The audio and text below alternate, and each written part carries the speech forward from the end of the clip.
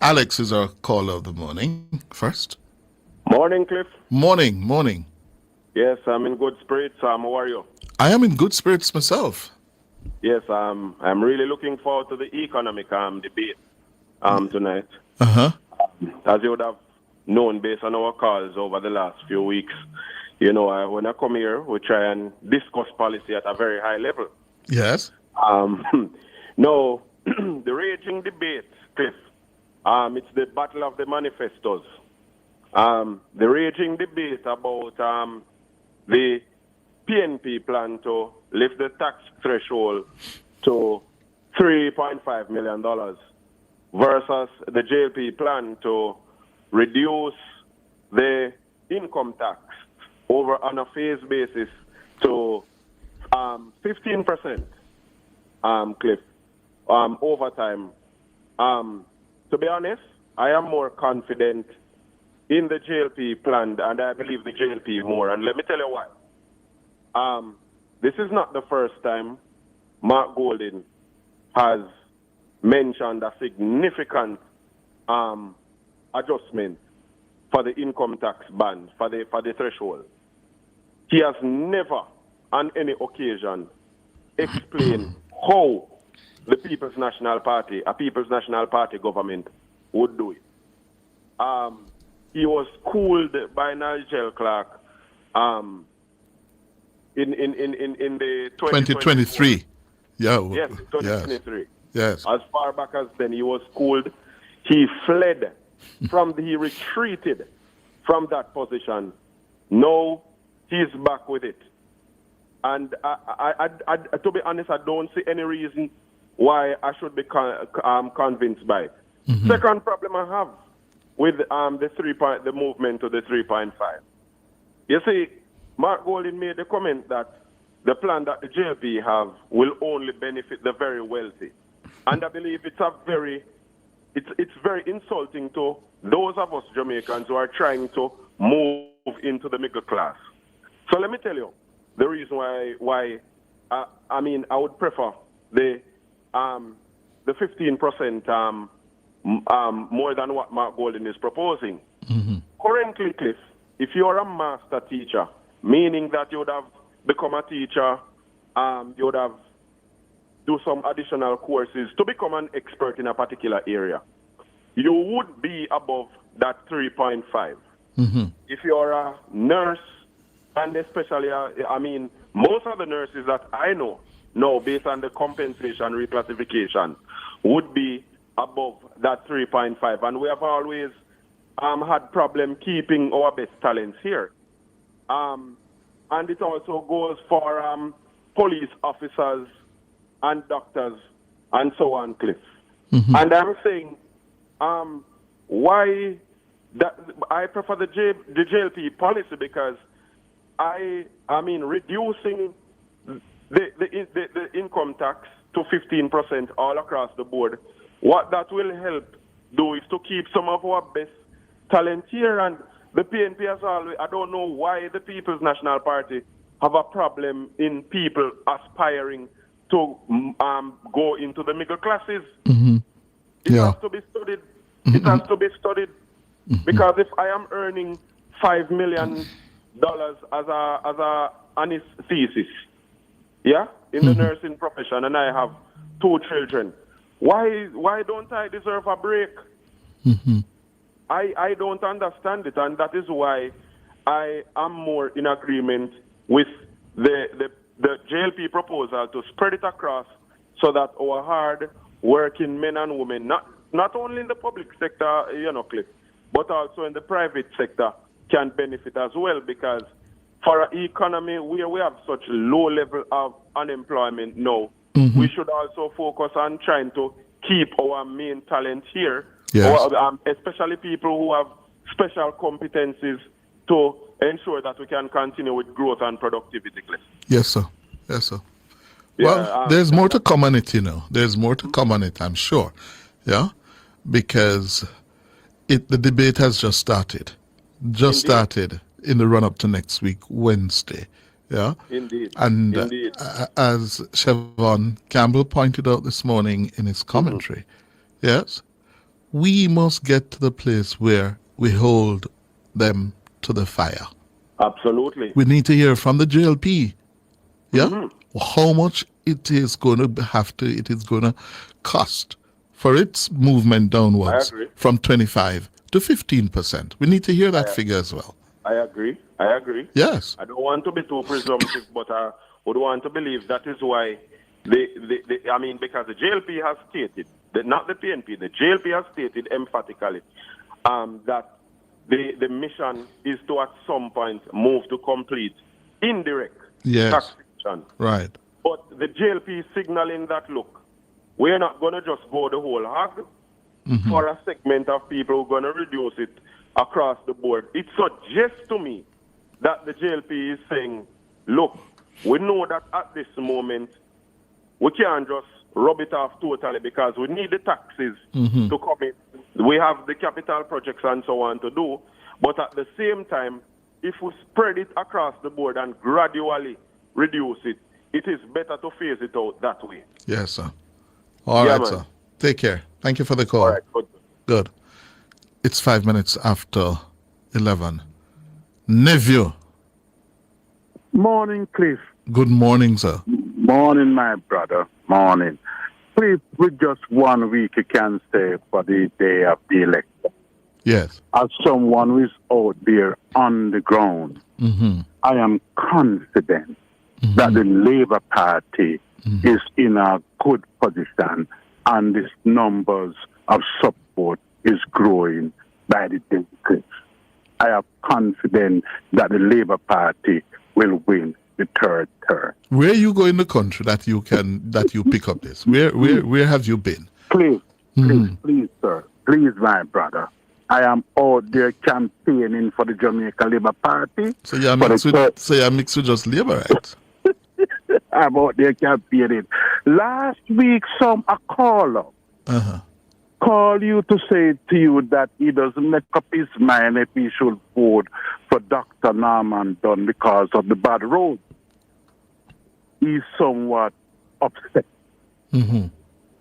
I want to say to that caller that if he knows Southeast St. Mary well, and when Dr. Dunn received it from the PNP, Dr. Winston Green, Southeast St. Mary have some of the worst roads in this country. The PNP themselves will admit. Dr. Dunn has fixed a lot of road. Yes, there's no question or doubt that he would have wanted to done more. Yes. But we have to remember, Cliff, that all members of Parliament can only do based on the resources they get from the government of the day for that particular era. So if Dr. Dunn get, like we say, 10 million on the road, he only can spend 10 million. He can't pay 11. He can spend 11. Yes. So the voters have to take that into consideration because in the end, feeling put it in not a big division. Yes. A lot of roads are fixed under Dr. Dunn, member of Parliament, and the Belfield division. That caller were calling from the Richmond. Yes. There's no doubt, Cliff. You can't deny it. You just have to face the reality that Richmond Division deserve more. But the point is just the resources don't available at the time. Well, under the Spark program, 2 of the road in the Richmond Division is down to fix. It's not going to happen before the general election. Too late. Hello? Too late. Too late. Why it is the best, you know? Why you say too late? Then they can't fix before the election. Then they're too late. So bad. So, there's other areas you have to judge Dr. Dunn, and where we have done very well for the people of Southeast St. Mary. And I'm begging that voter just to give him a little more time. Every human being at one stage of life will need it. Cliff, So hold on there, nephew. Nephew. That one is going to come down to a humdinger. Is it? Please. Is it not? Please. Likely to Please. come down to, yes. Please. Yes. There's no doubt. Chris Brown is known in Southeast. He were here during Harry Douglas. Oh, he has been there since Harry Douglas? Yes, he were Harry Douglas' main organizer in Southeast St. Mary. At one stage, he were even given the seat to run when Harry come back. Oh. And he was stabbing his back by his own PNP who go behind his back and undermine him under the leadership of Portia Simpson Miller, and he were moved and the seat were given back to Harry Douglas, and Harry Douglas lost it to Tom Peralta with a 15-vote difference. Didn't remember, but it didn't. I was supporting Chris Brown at the time when he were given the nod as the caretaker and the chance to run for PNP. Mm-hmm. But things have changed since that time, and now Chris Brown now with his intention can't do much for the people of Southeast St. Mary because the economy under the PNP haven't grown for NP to do a lot for their people. Mm-hmm. The economy under the JLP have grown where resources make available for a JLP NP to do more for the people they represent. So a Chris Brown coming will not fix the road in Montreal, will not fix the road in Bernard and Soul River, because he's just not going to have the resources to do all of those things. Check the history of the economy of this country, and you see where the economy have done far better under Labour Party government and any other government in the history of Jamaica. Mm-hmm. Don't take my word. Just do your I know research. that. Thank you. A Baxter done as NP for Southeast St. Mary most in the best interest. All right. So what your canvas show your nephew? How the canvas look? The canvas show that if the people, as they promised and as they voted in the local government, if that trend continue, he will be. And the unity, you saw that video? Well, no matter switch by me. How the numbers look? I don't want to give you the exact numbers the canvas is showing. You'd be a damn political fool to give me the numbers. But I have to ask you. You saw the video with Diana. But is Brown or Dunn ahead? Dunn is a head man. Dunn is a head from last year February Parish Council. He's a head from that time. For the Brown to win, people who voted JLP in the local government would have to come and either vote JLP or stay home. So is it going to come down to turnout an organization next week Wednesday?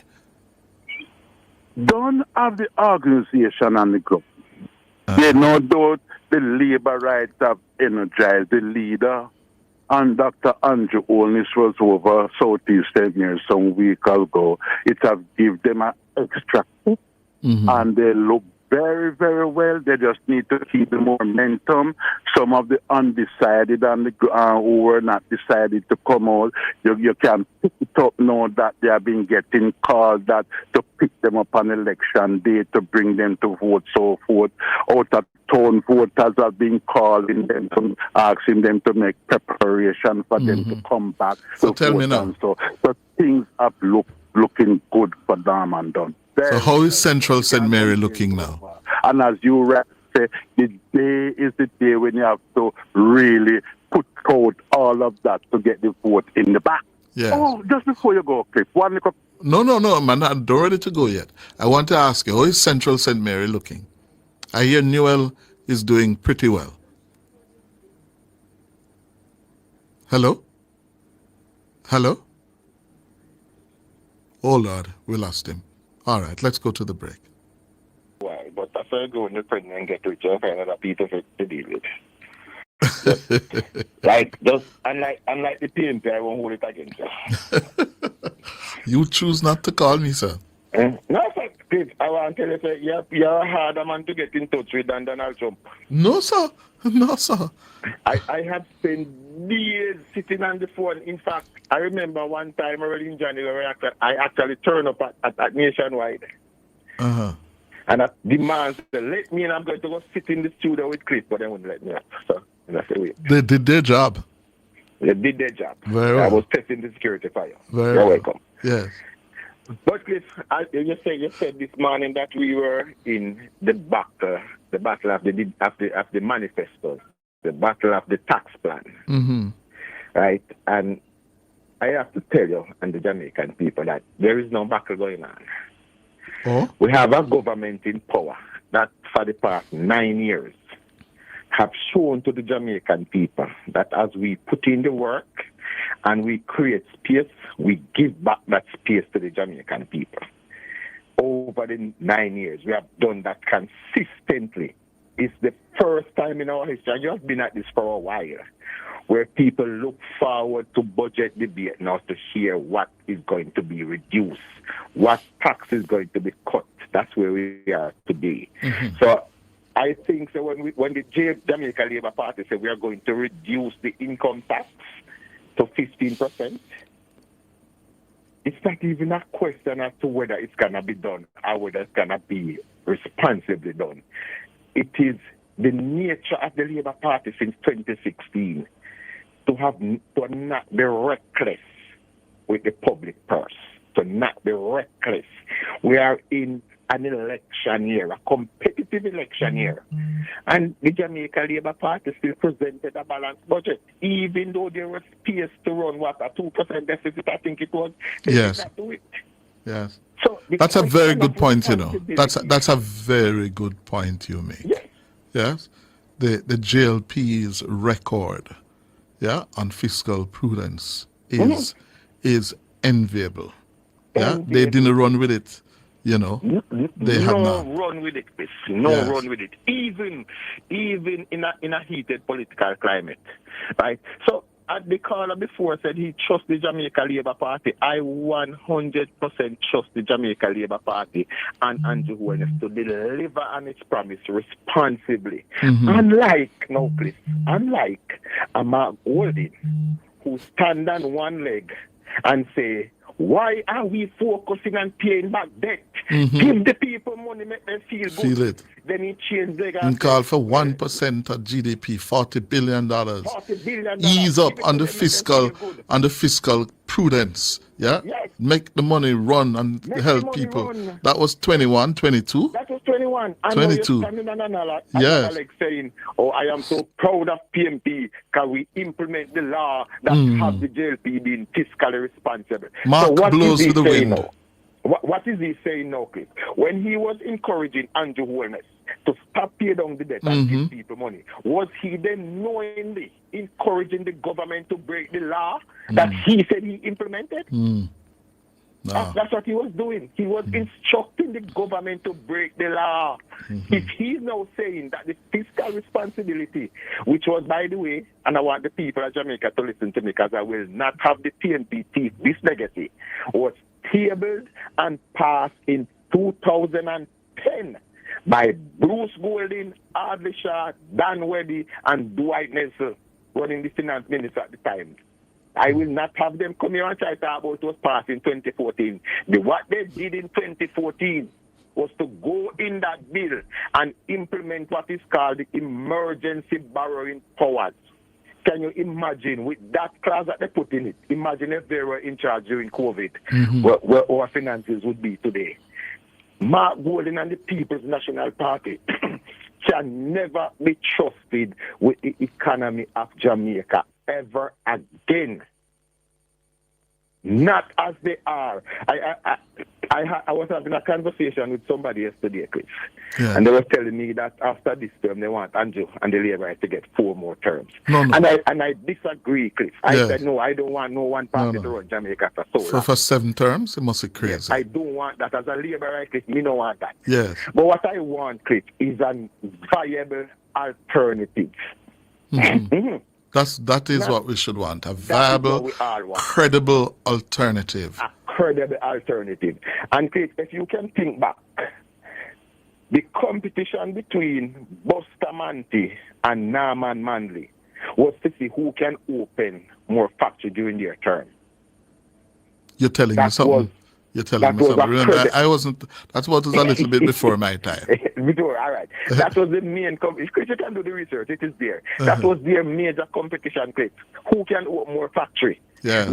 Who was in power? The economic direction of Jamaica must never change. That was the decision between both of them. We can quibble over the small things, but economics, we will never change that. And that is what had Jamaica building from 1944 coming right up until we made a switch in 1972. That's where our changes make. So we had viability back then where we could look and say, all right, even if you vote in the PNP, nothing much will change. But now we have a complete opposite. Where one man is offering $1 billion to everybody that looks in his direction. If you look at my golden tool, he said, don't worry, I have $1 billion. And then again, they set out a manifesto, and there is not one line dedicated to growing the economy. Not a line in the manifesto about the economic growth. When you ask them about the money, we'll find it.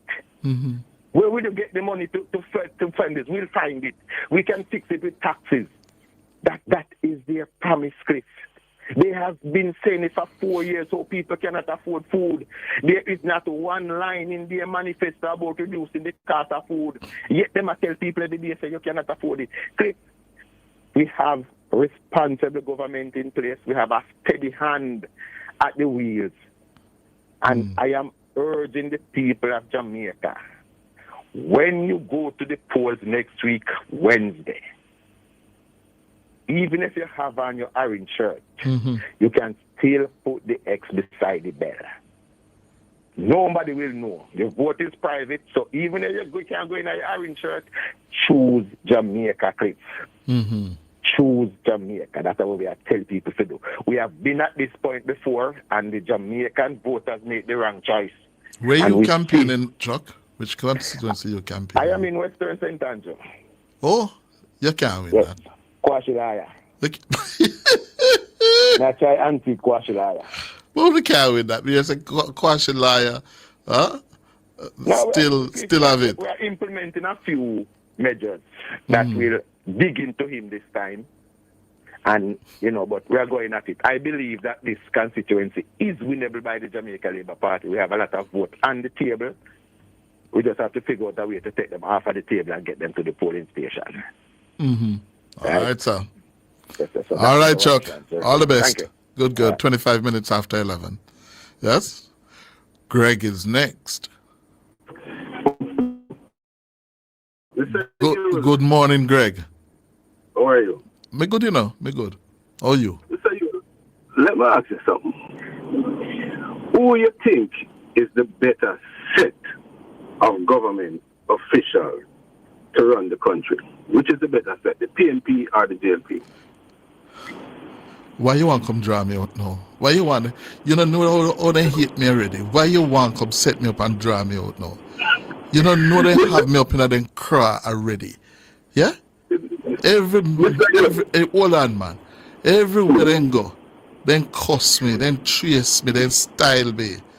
Yeah? Why you want to come set me up? So when me answer your question, yeah, them are gonna cut it and put it up and say yes, the dirty this, dirty that, yes. Why you want to do that to me? You know, respect me, man. Mr. Hughes, I respect you, and a lot of Jamaicans do. And the fact is, even if you don't answer that question, a lot of Jamaicans just answer it themselves. Exactly. There's no question which is the better set. Now, you see, over the period of Mr. Andrew Holness being there, I've just been observing him and saying to myself, what is this man doing? And Mr. Hughes, everybody would agree that he has done one thing.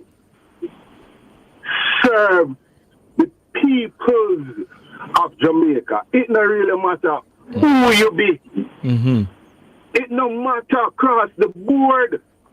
The man is just a PEOPLES apostrophe.